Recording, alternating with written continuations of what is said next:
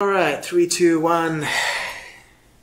I'll start in Russian because it's a Russian-speaking podcast. So, Okay. So I'll just explain my listeners. If you start in Russian, you're going to have to then put on your mad translation hat and show some emotion when you speak in English. Absolutely. So, здравствуйте, дамы и господа, это Azizi подкаст, и сегодня я буду, как и обещал, говорить на английском языке, потому что в гостях у меня очень важный человек, который не говорит на русском языке, или, по крайней мере, не хочет говорить на русском языке. Его зовут Том Loeffler, или как в русскоязычном интернете его называют Том Loeffler. I'm saying, for some reason, they call you Loeffler instead of Loeffler in Russia, in Kazakhstan. I've been called worse. Anyways, so, alright, so now back to my English speaking audience. You're probably thinking, like, what the hell is Azizi podcast and what it's all about. I'll tell you right away. For all you boxing and Tom Loeffler fans and Triple G fans, this is not a boxing podcast. This is not even a sports podcast. This is something that I started just a month and a half ago, where I am just talking to my friends about random stuff, you know, and about their professions, life, and all of that. It's in Kazakhstan. All of them pretty much live in Kazakhstan, but right now I'm in Los Angeles. So I've decided to take on this opportunity and talk to my friends here, who some of them do not speak Russian. And one of them is my great friend, Tom Loeffler. Tom, welcome. Thanks, Samir. It's great to be on the Azizi podcast. I've heard a lot of great reviews from Kazakhstan, and we won't talk boxing or sports. We'll talk life here on the Azizi podcast. Right. Well, we'll talk some boxing just because I'm interested in the industry overall, but we're definitely not going to touch some of the subjects or topics that has been discussed so many times on the internet, in other shows, that it's just really boring, at least for me. And in this podcast, I'm just talking about things that are interesting to me. So, Tom, the first thing that I learned about you, well, not the first thing, but when I started to keep in touch with you more, I realized that you are speaking fluent German. Yes. How does this happen? And is it something that you just taught yourself, or are you like from Germany? How does this work? No, I was born here in Los Angeles, but my parents are both from Germany. So they actually came to America separately and met each other here in Los Angeles. And I wasn't raised necessarily with German, speaking fluently, but I learned it. I went once a year to visit our grandparents to Germany, and then I kind of picked it up, and it became very helpful later on when I was working with the Klitschko brothers, then with the business German, you know, reviewing contracts and, you know, press conferences in Germany, doing the promotions in Germany. It really helped out quite a bit, and my relatives are still in Germany, so I go back to visit them when I'm over there in Europe, and it's definitely a useful tool. As you know, speaking a second language or a third language is very helpful and can be you know, very beneficial in life, and especially, you know, we see with the athletes, where you want a boxer, for example, wants to market themselves to the biggest fan base possible. So Gennady, for example, he lived in Germany. He picked up some German when he first turned pro. Then he came to the U.S., picked up English, and then training with Abel Sanchez, picked up some words of Spanish. So you know, it's always good to relate to your different fan bases. You know, I'm really jealous because I myself come from a multicultural family. My mom is Ukrainian and my father is from Afghanistan. And all my life I can hear my father speak Afghan or Farsi or Dari, whatever you call it, the language. And you know, a bunch of his brothers came, and, you know, his friends were always around. There were like parties and they all were speaking language, but I have never ever picked up on the language. And even till this day, wow, I can hear my father speak to his brothers or his friends or whatever, and I have no idea what he's talking about. So that's definitely something. Maybe that was on purpose. I know. From your father's side. Well, the way so you wouldn't be able to understand that. Exactly. It's the way how my mom explains. I'm like, Mom, like, what the hell? How come I, you know, don't speak his language? Yeah. And then a lot of his friends and family, like, always like, how come you don't speak our language? Yeah. Like, what's happening? Did your mom ever pick it up? No, neither she is. Okay. Yeah, and she says like I think originally because we came from Kazakhstan and my father immigrated to Soviet Union for studying and he was like the super communist guy. You know, like there was some sort of a program.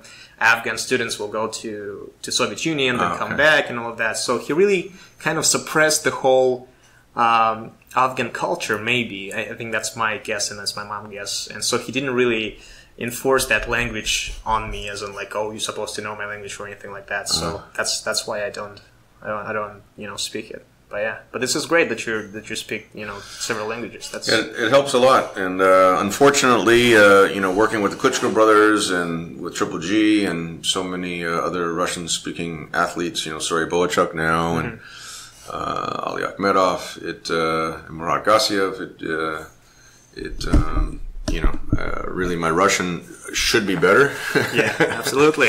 Unfortunately, I don't get too much practice. I can understand some of the words, but it's definitely beneficial when you're traveling in a foreign country and you can speak that language. You're light years ahead of if you don't speak the language. Like for example, Paris. I've been to Paris a number of times, and after the second time, I've sworn I'm not going to go to Paris without someone who speaks fluent French, because there it's pretty extreme if you don't speak the language. You know, it's funny because I visited my sister in Switzerland, and she actually picked up on French as well, and she just learned German too. She's crazy smart. Yeah, Swiss is one of those countries, German, French, Italian. Yeah, and the beginning with French is just like, oh my God, what a beautiful language. Oh, like so romantic or whatever. But when you're hearing it on the daily basis and you don't understand it, you kind of go crazy. So that's what I learned.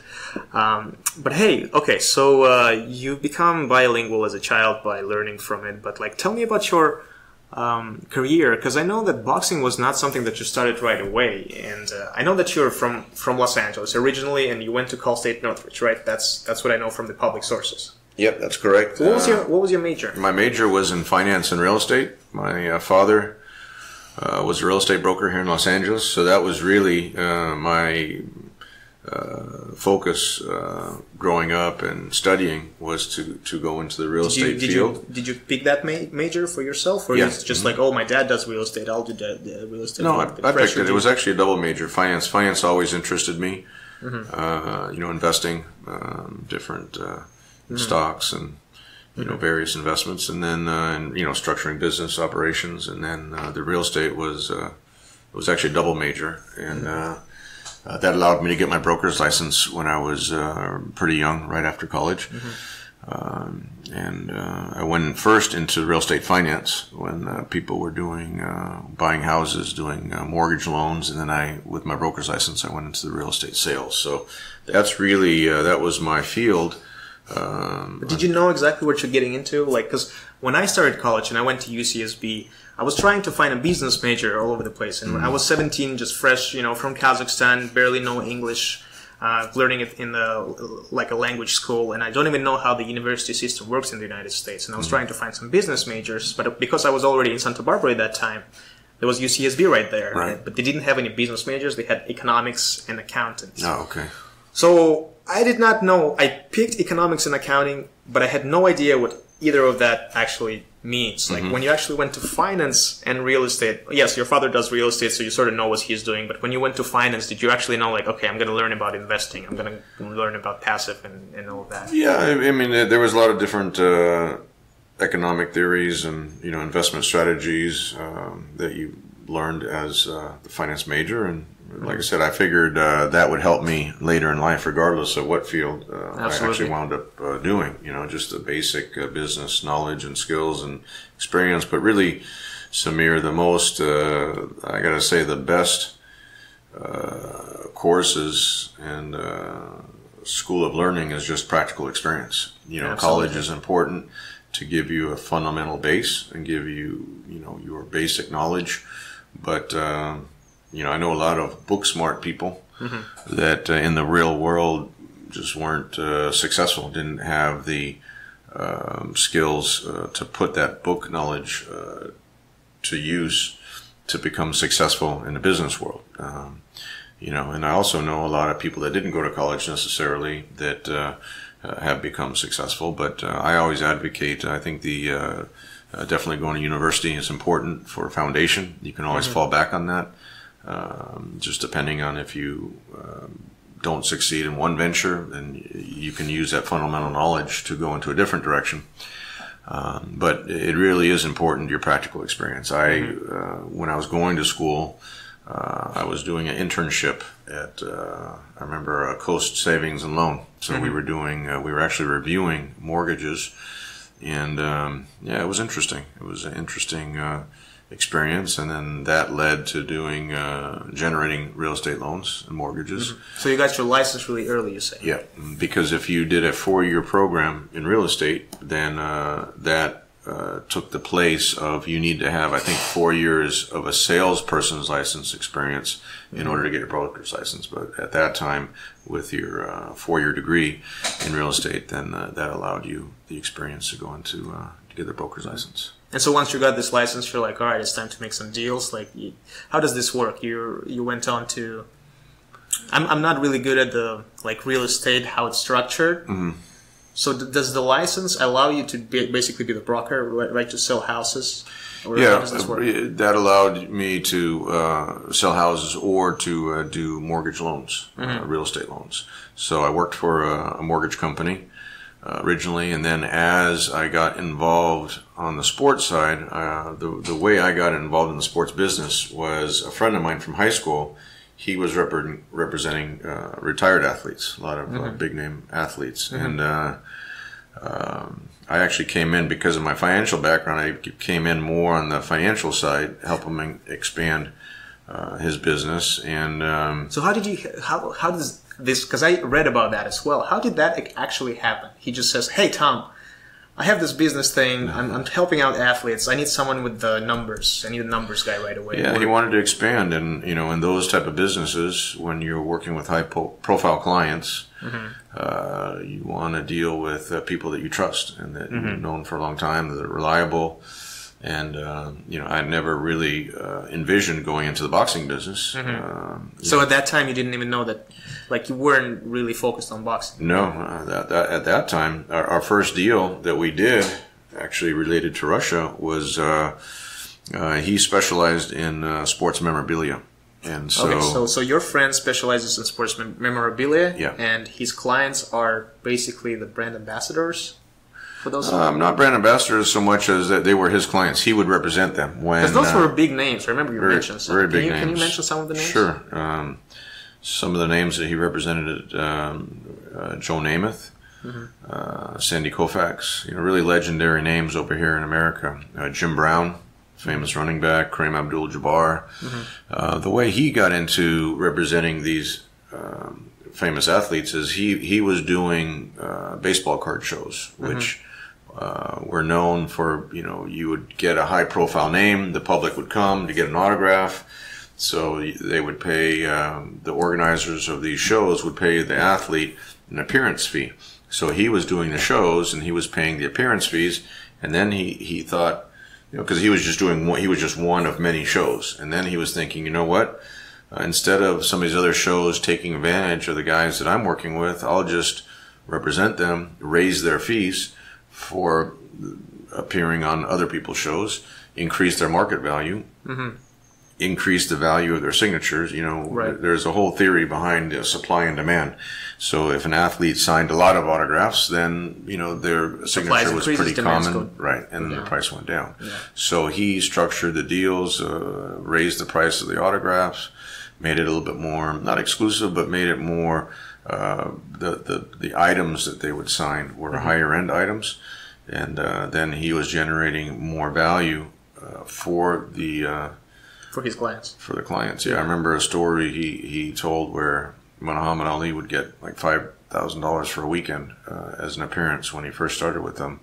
And he raised that exponentially to what Muhammad's value was worth. That's fair. At that time. And I did a appearance with Ali over in Germany, which also helped with the German language. But when the Ali film with Will Smith came out, there was a small city in eastern Germany at the time, that was right after the wall came down, or a couple of years after the wall came down, but this city wanted to compete with some of the bigger Western Germany cities, like Frankfurt or Munich or Compete in what? Hamburg, just in profile. The celebrities, the concerts, the sporting events would go to these big cities, and not so much to the smaller cities, especially smaller cities in the east. So he was a boxing fan. There was a mayor of the city called Riesa in East Germany.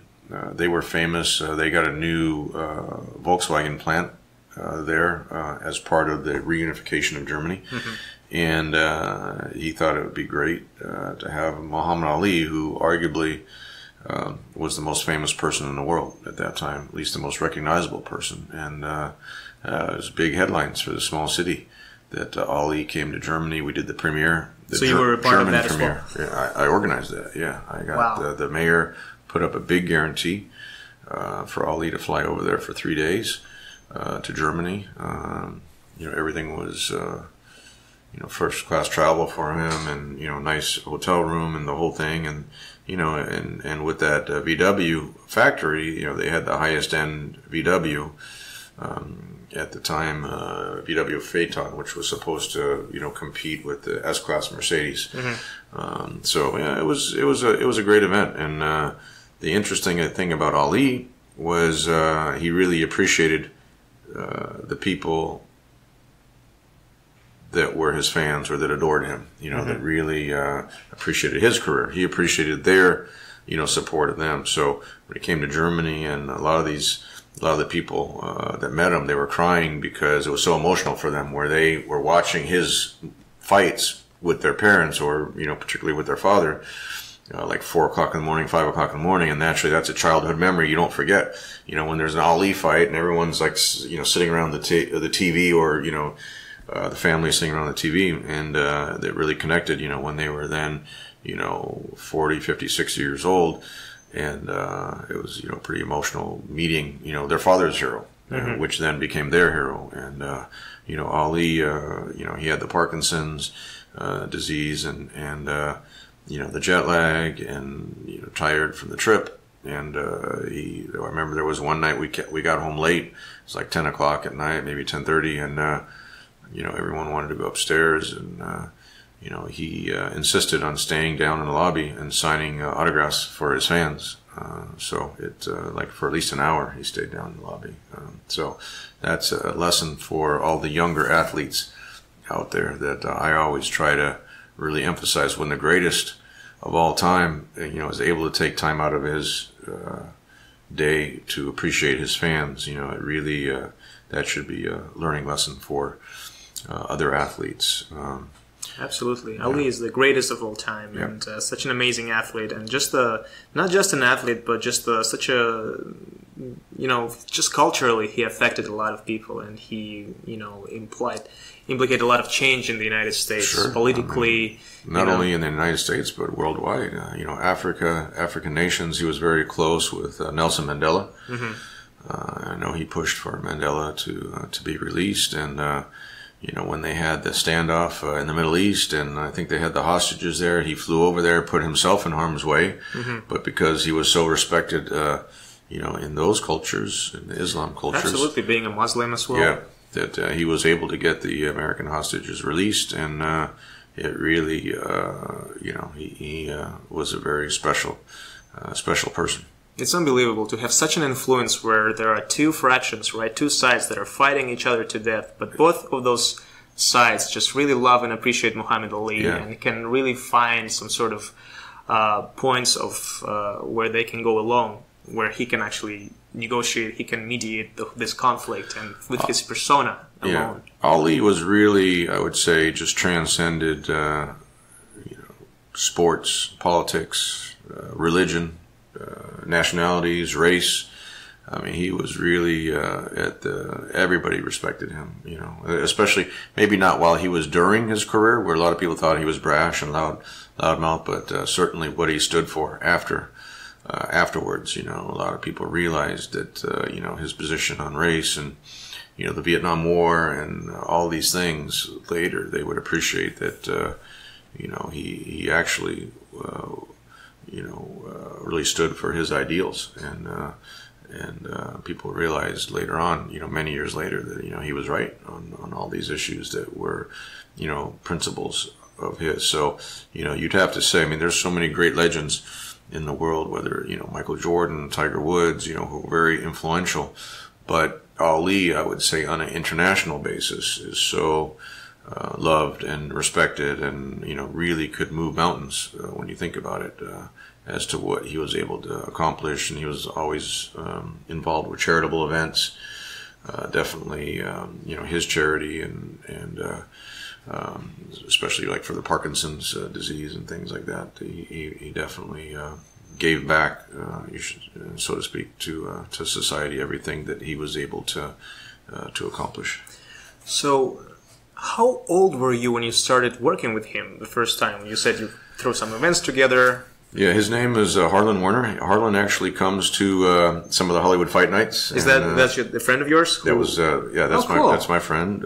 Still my friend, and was my business partner. And he's got the concessions at Dodger Stadium. Sells the sports memorabilia there at Staples Center. So he's still in that business. Oh, absolutely, yeah, absolutely. That's great. And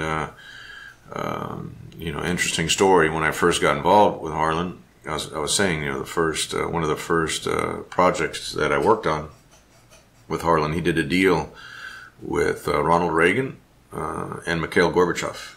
I remember you told me that. Yeah, where they had those iconic meetings, really history-changing meetings. Mm-hmm. What was the deal, though?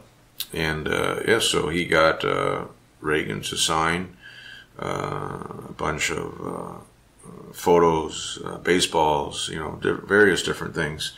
There was a great photo of Reagan and Gorbachev together. Did Gorbachev sign anything? Well, that was, so first we had Reagan sign the items, who I think is still considered one of the most liked presidents that, we've had in recent times. Mm-hmm.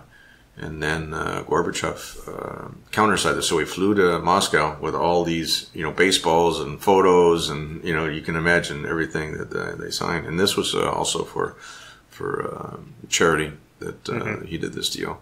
There was a donation to Reagan's charity, and then also to Gorbachev's charity. So we flew over there, and I was in Moscow in Red Square. I think this was in '94, I believe, '93 or '94.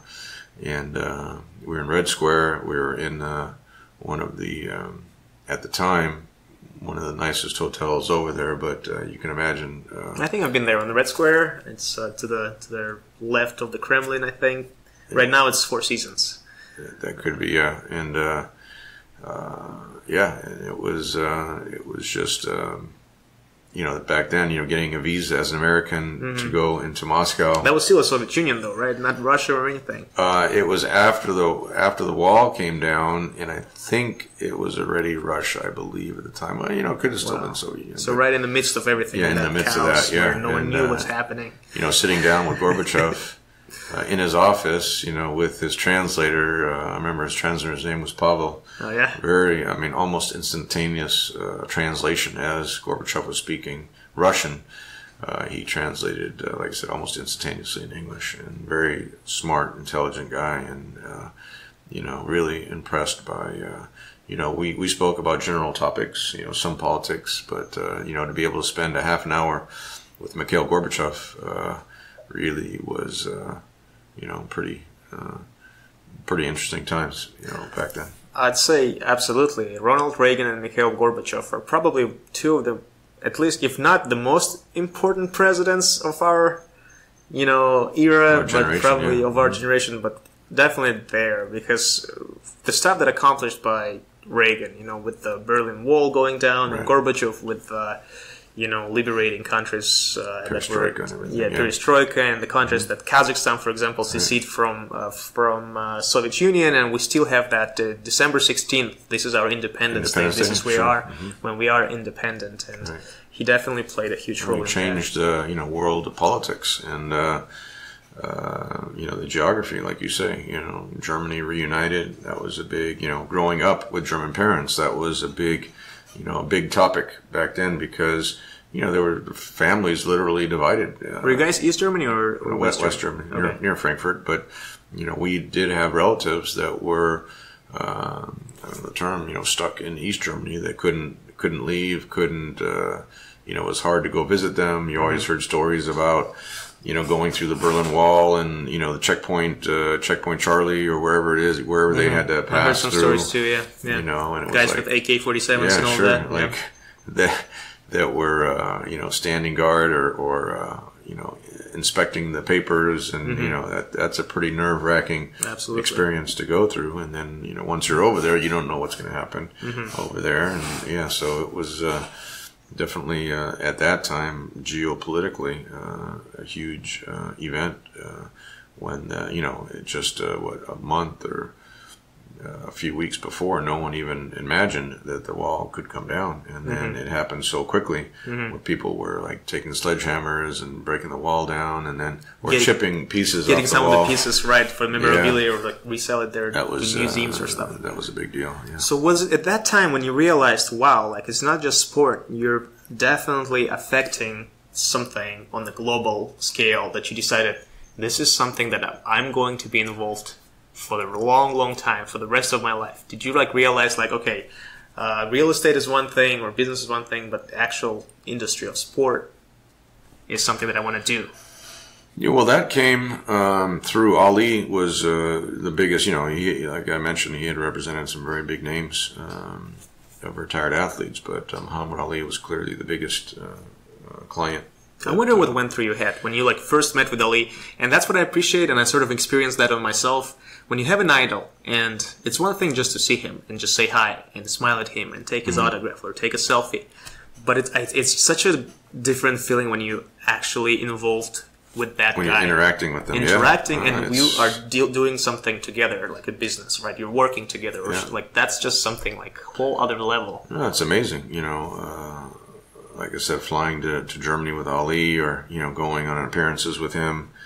It's it's just life-changing events. I remember in Atlantic City, he had an appearance. Harlan had an appearance lined up for Muhammad, and Muhammad wasn't one of those guys that wanted to go in the back door. He always wanted to go in the front door. He wanted to be seen. He one of the times he told us, he spent his entire life trying to be famous. Now that he's famous, why would he hide from his fans? Go in the back door, have security, wearing, he always wanted to be recognized and wanted to interact with his fans. And I remember one time we walked into one of the casinos in Atlantic City that he was staying at. I believe it was the Bally's at that time. And, the casinos are always very loud. They have the slot machines going and people are yelling, and, on the craps tables or on the blackjack tables, or, just whatever happens in the lobby of a casino.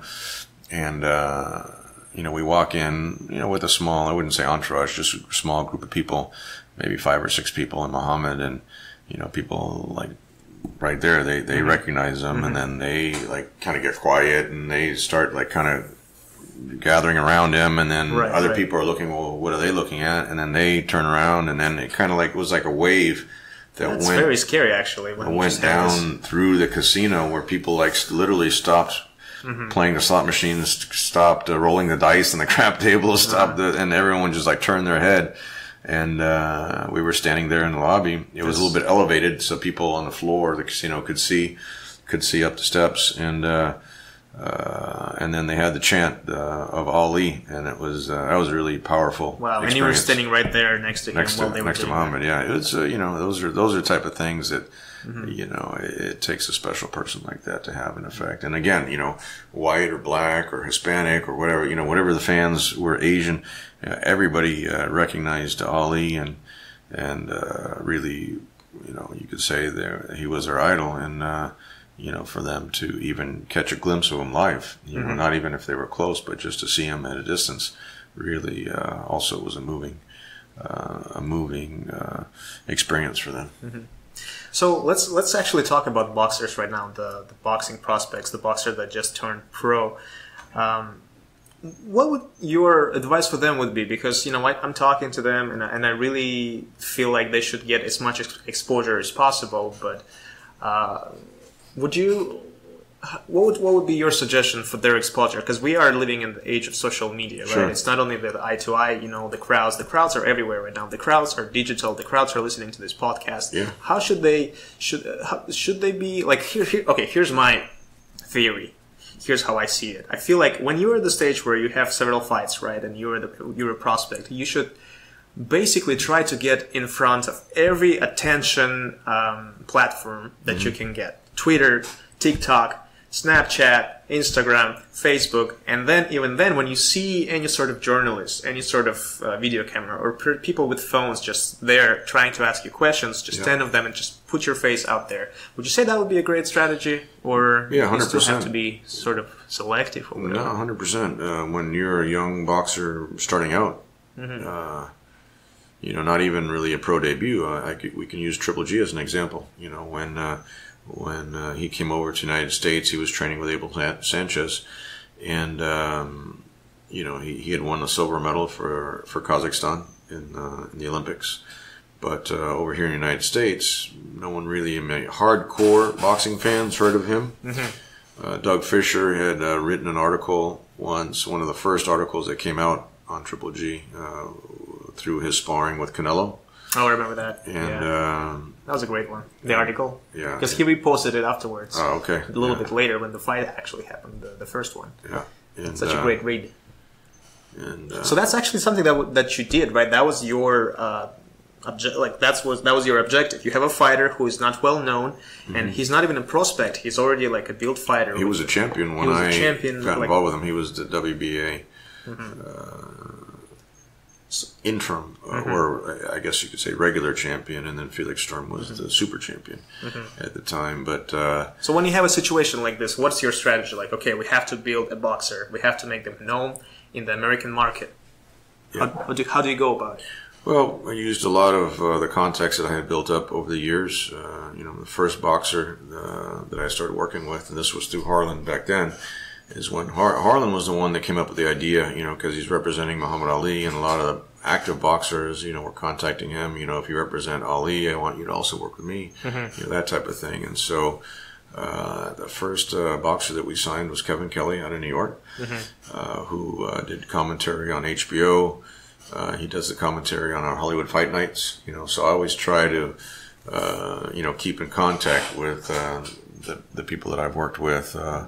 Let me just stop you and say, Kevin Kelley is such a cool guy. Yeah. During your Hollywood Fight Nights last Sunday, he actually stopped by and he talked to you. And I'm like, this is crazy. A boxing Hall of Famer just stops by to casually have a conversation. I don't even know if he knows who I am, but he just started talking to me and explaining like his strategy, his business, vision for his things, and, showed me some pictures on the phone. And this was just an amazing feeling when someone that important can be so humble and just speak to you like that. So Kevin Kelley is definitely the guy. He's the man. Yeah. He became a world champion. We used, I have to say, being new into the boxing business, not like, we had relatives or, people that we knew that helped us open the doors for the boxers. We really relied heavily on Ali and the relations we had through Muhammad, whether it was at HBO or the arenas or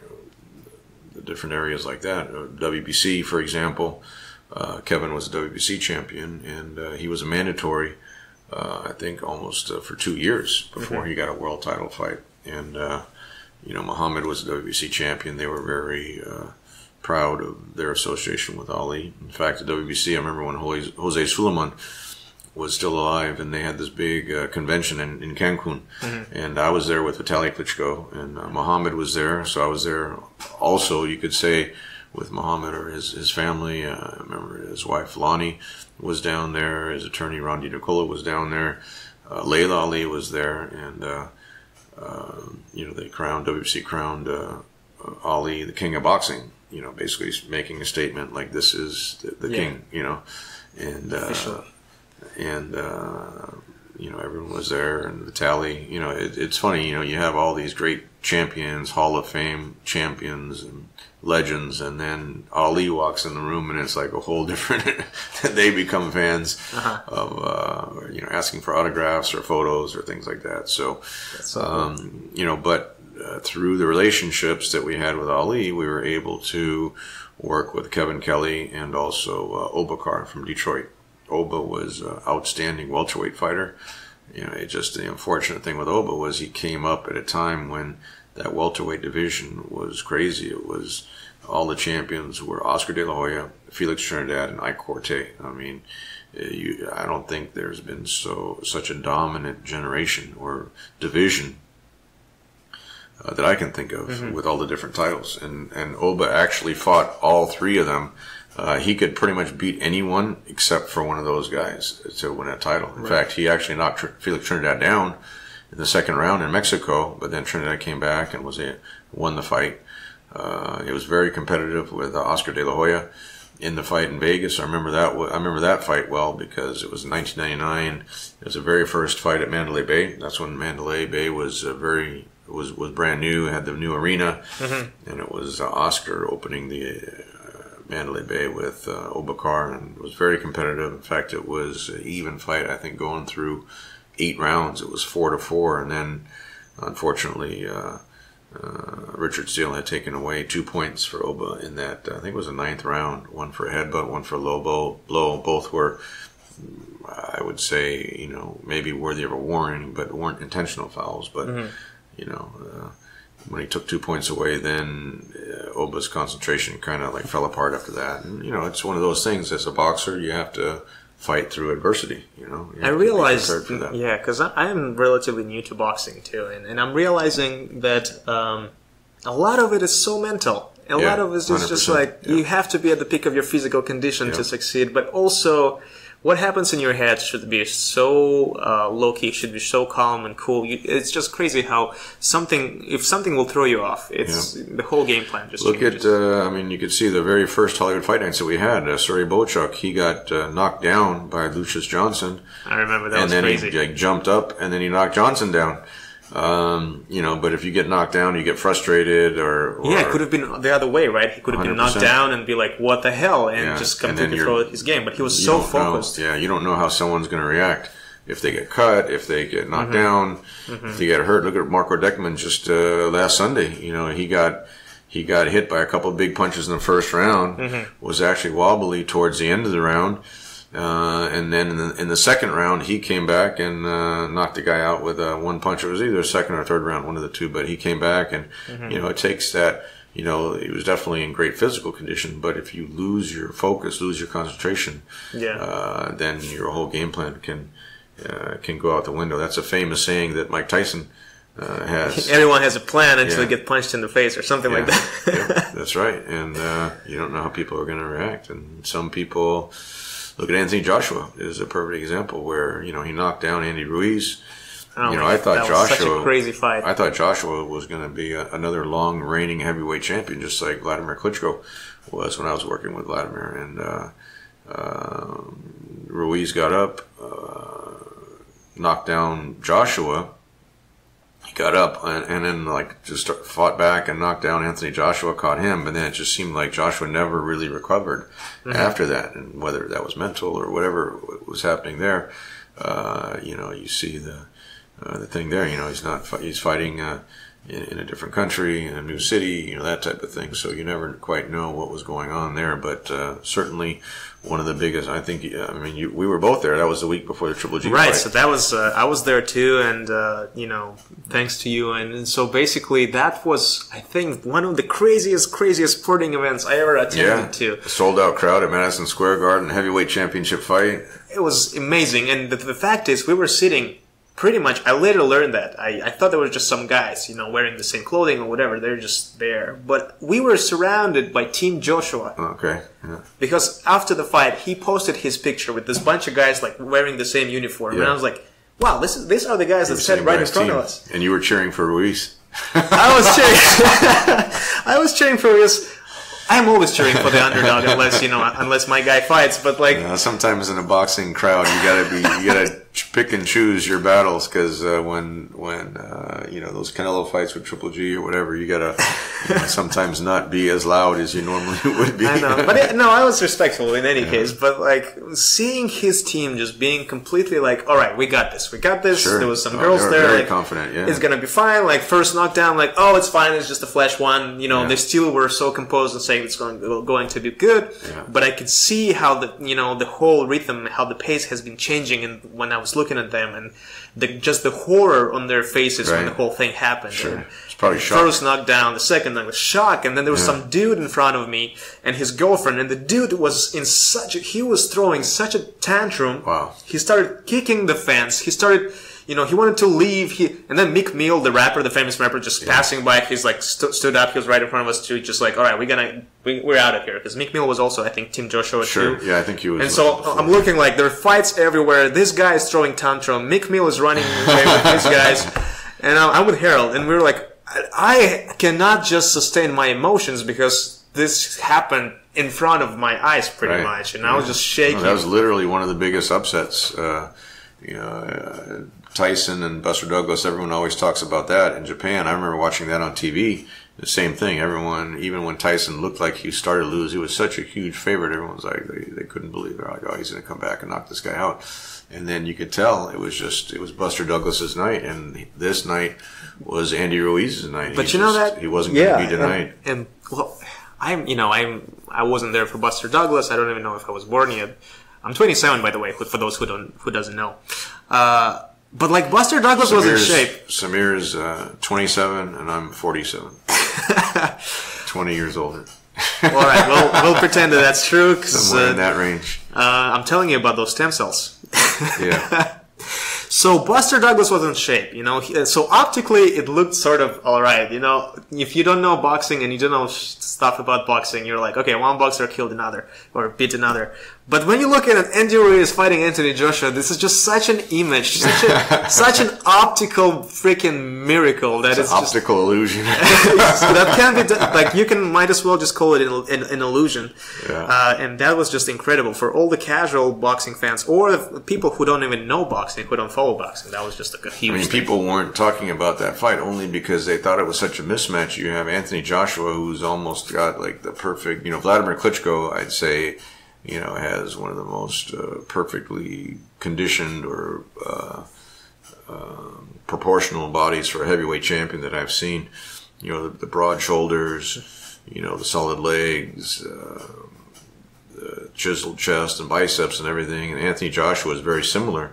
Mm-hmm. So you got this Adonis-looking heavyweight, and then you have Andy Ruiz with a huge heart, but someone that you can tell never did many sit-ups.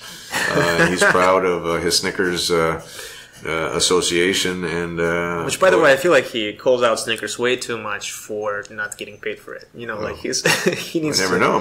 He might have. You think he is? Gotten a deal? He's a heavyweight champion now. He was on Jimmy Kimmel. I don't know. Like next week, I feel like Snickers should be more vocal about this if they're a sponsor. Otherwise, he should not talk about Snickers for free. That's a big deal for him, but it's there was a classic example. It wasn't how he looked on the outside. It was like what his heart was on the inside, and it just felt he fought that night like he wasn't going to be denied. He got knocked down, but he got up right away, and it would have been so easy to quit at that point. You're like, you're the underdog. You just got knocked down.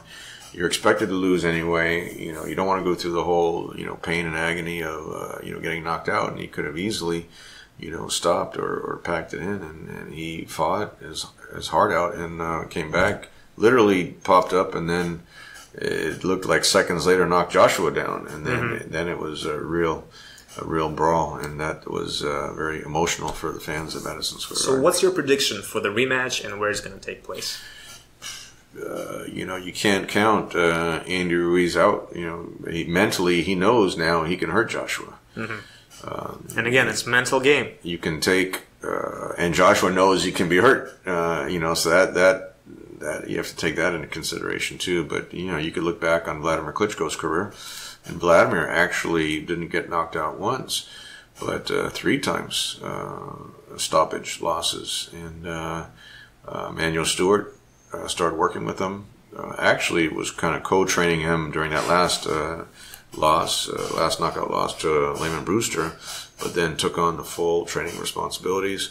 And Vladimir went on a historic heavyweight championship run, over 10 years reigning as a heavyweight champion, not only an Olympic champion, but heavyweight champion. So, that's what Anthony Joshua really needs to look at.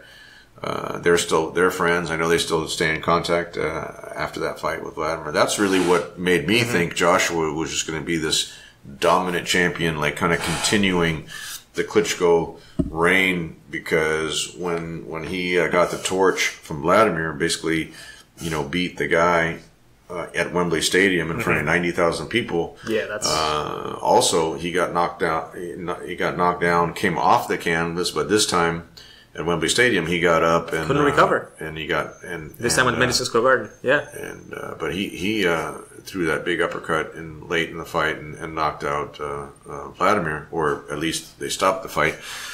He beat Vladimir, and that's where I thought Joshua would go on that long, a similar lengthy run. But boy, Andy Ruiz really upset the apple cart on that one. I don't know. I feel like Ruiz gonna take it next time, the second one too, and I feel like it's gonna happen in Madison Square Garden. His team is probably telling him, Anthony, let's make it in Britain, let's make it in England, but he's gonna say like, I gotta finish what I started. I gotta go back to New York and correct the record. In that type of a situation, even if Joshua wins the rematch, then if it's 1-1, that sets up. I know Eddie Hearn's a smart promoter, and that would set up a third fight. So maybe the third fight, maybe he goes to England, gets the titles back if he wins, and then comes back to Madison Square Garden to prove that he can beat him there. But again, I'm not involved in that situation directly, and I'm sure they'll. Wherever that rematch is going to be, I know fans are looking forward to it, and I know Anthony Joshua is desperate to get his titles back, just like Vladimir was when he had lost, and it'll be definitely people will be tuning in for that rematch for sure. For sure.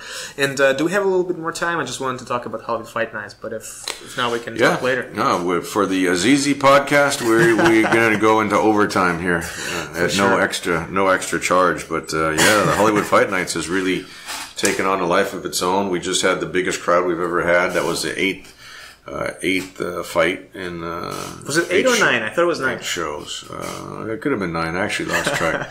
But Doug Fisher would know. He always keeps track of those. Shout out to Dougie. Yeah. But what I was asking you before is just, it's amazing how beautiful the production is and how professional it is.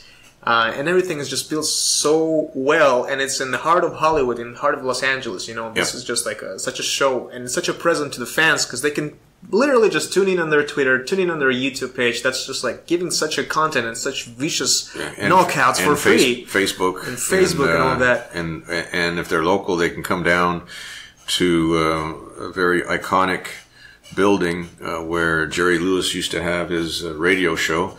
Built in 1928, and it was turned into a Hollywood nightclub, which on the weekends is a very exclusive nightclub, and on Sundays we turn it into boxing. Every 2 months we put on some great fights. Serhii Bohachuk from Ukraine. And you keep being so consistent on that. Yeah.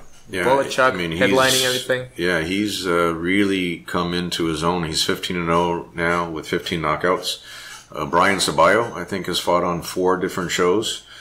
Ryan Martin was on last year. Ali Akhmedov was on before Ali fought at the Madison Square Garden. So it's a fun night for the fans to come down, look at future champions.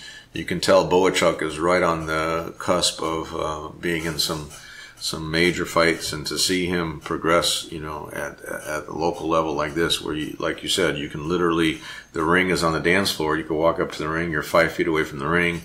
You can watch the guys fight after they're done fighting. You can come up to them. They're in the audience. They're signing autographs, taking photos, and it's a special experience. Madison Square Garden is great. It's a mecca of boxing, or T-Mobile in Vegas, or here Staples Center, or the Forum. But when you're able to actually walk up to the fighters after their fight, or get so close to the action, even on the balcony, you're still so close, and you have the big screen behind it. What's so cool? Yeah, I was walking around Hollywood because I came a little bit earlier, so I was checking out the place. So I went to the second floor, the first floor. Yeah.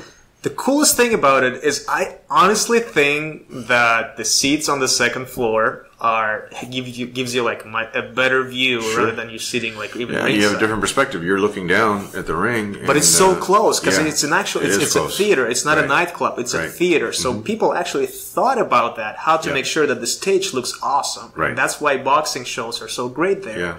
But the productions is so great, and they're much better than what I'm seeing on TV right now or some streaming platforms from other promotion companies.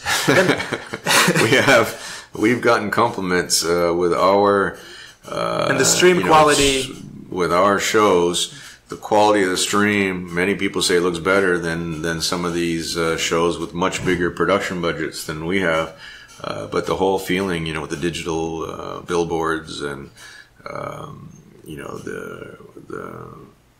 the LED board, the and digital back, billboards are pretty cool for the instant replay. It's pretty cool. How do you do this? Like, I'm looking at your team, and you don't have like 20 people organizing stuff. Like, I only see I see Mike, I see Erica. You're doing stuff, and then I see a couple extra people, and then they both have like their own teams. But it's not like you're there like have an army of people and you're just commanding stuff. We're very optimized. Efficient. Yeah, everyone does.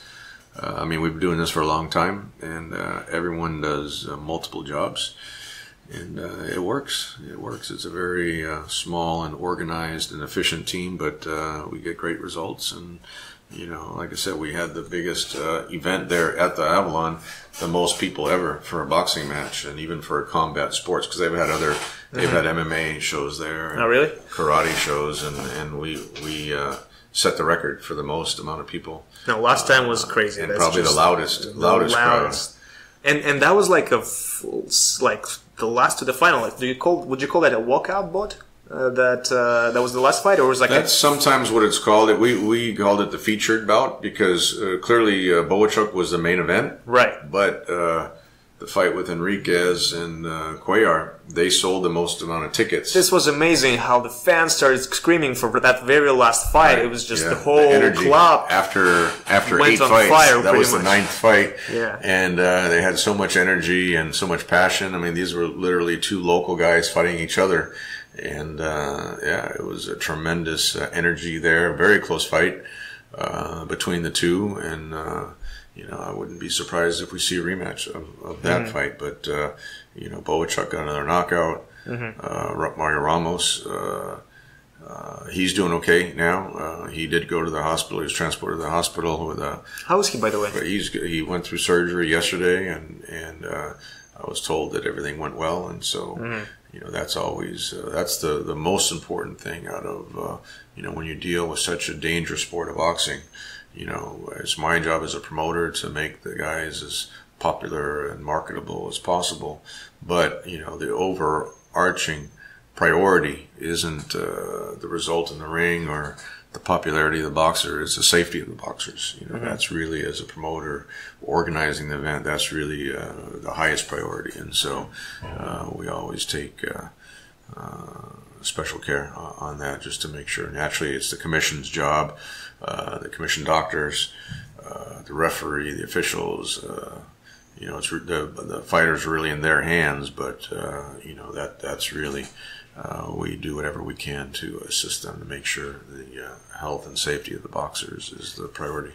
Absolutely, and I feel like the staff did a great job. The paramedics delivering the guy to the hospital right away. So that was really great. So let's conclude this conversation by talking about Serhii Bohachuk and what's next to him, because this time I really felt like I had some sort of a feeling like he's a star. Like, okay, he's the main event. I want to see him. I'm like excited for him. Like, what do you think is going to be like? Where does he go from here? 15 wins, 15 knockouts. That's just something crazy. People know when they see him in the ring, they're going to get action. It's a typical Abel Sanchez fighter.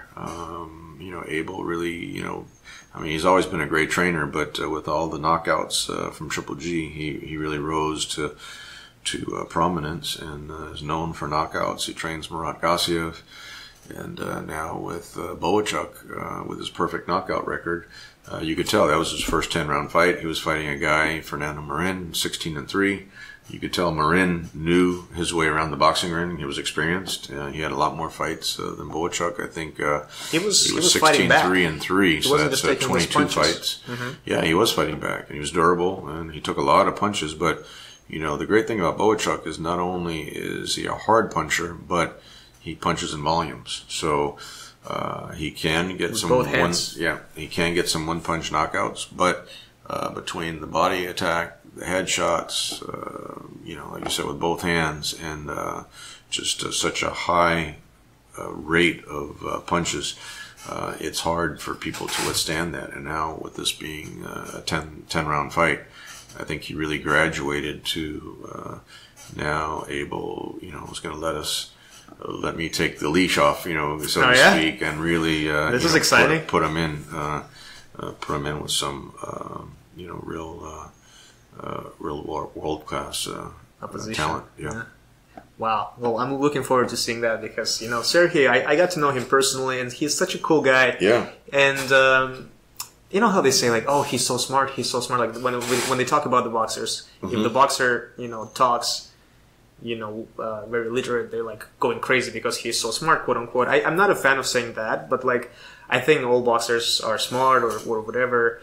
They're just people. It doesn't mean that they one another. But I see with Serhii, he's so self-aware, and he's so aware of what's happening around him. Right. And I can feel his gears grinding, like spinning in his brain. So it's cool talking to him. So, and I talked to him in Russian, and the conversation is really great. So I can feel that he can be a great asset in actually promoting himself. Yeah, and his English is getting better, which really impressed Cynthia Conte. Cynthia, we have to all acknowledge her, not only Doug Fisher and Kevin Kelley on the microphone, but Cynthia Conte, who's the MC and the host of the show, and Joe Martinez does a great job as the ring announcer, and it's really turned into such a great team of professionals. Show. Yeah, absolutely, and you can feel that the chemistry is so like fluid right now. Like it's with every show, everyone knows what's happening, and everything is just so great. Just works out so great. Yeah. But with Serhii, I talked to him like, hey, what's happening? Like, how come is your English so great? Like, he's like, I've actually been focusing on that. I've been focusing on studying English because he understands that this is where the market is. You have to 100%. Be relatable to your fans. Yeah.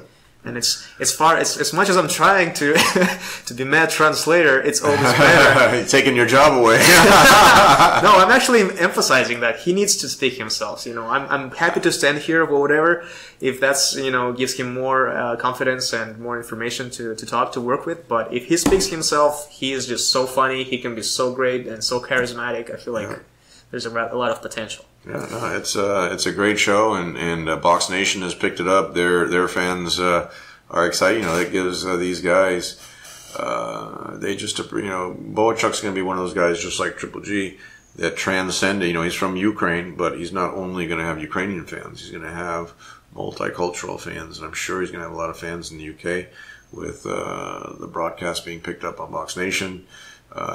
Abel has dubbed him El Flaco because Flaco means skinny. Yep. Bohachuk is tall and skinny, but he's got a big punch, and he's still growing, by the way. Still growing. It's crazy. And he's young. He's 24 years old. Yeah. So, and he's one of the only guys that can outrun Triple G. Triple G is one of the hardest working guys I've ever seen. His core workout up there is just crazy. How many sit-ups he does a day? I think. It's just crazy amount of sit-ups, and he's very fast. They run up there in Big Bear, and Bohachuk was one of the few guys, or maybe only one of the only guys that could run faster than Triple G. Running doesn't mean you're going to be a great boxer, but it just goes to the overall picture of he's seen Triple G train and how serious he is in training and how important his concentration, his focus is. And I think he really learned from the best up there, and now he's realizing it's his time to shine in the ring, and I think we're going to see some great fights and a lot of great knockouts with Bohachuk. Well, I'm really, really looking forward to see him succeed in the future. He's definitely one of those exciting fighters and guys to watch. So I wish him all the best, good luck, and good luck to you. And he has a great translator. He's also fluent in English. He has a great translator, very good-looking guy. The mad translator with lots of emotion.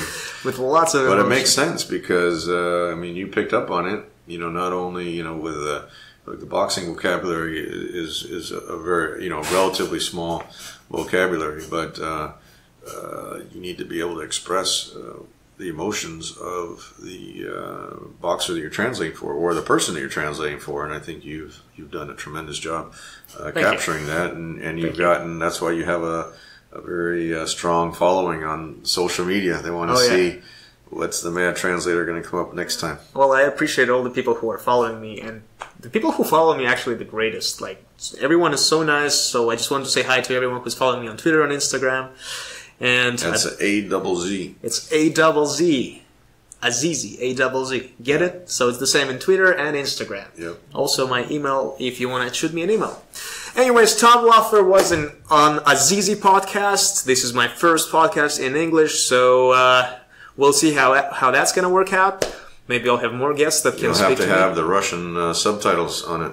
The Russian subtitles. I do post this on YouTube as an audio, so I'll put some subtitles there as well. There you go. Tom, thank you so much for coming and just setting some time aside to talk to me. I really appreciate that. You're definitely my most famous celebrity in the house, and I really appreciate that. So that's good. Thank you for that. I hope you get a good reaction worldwide on the podcast, and look forward to you doing many more of these. Quick question: when's the next Hollywood Fight Night?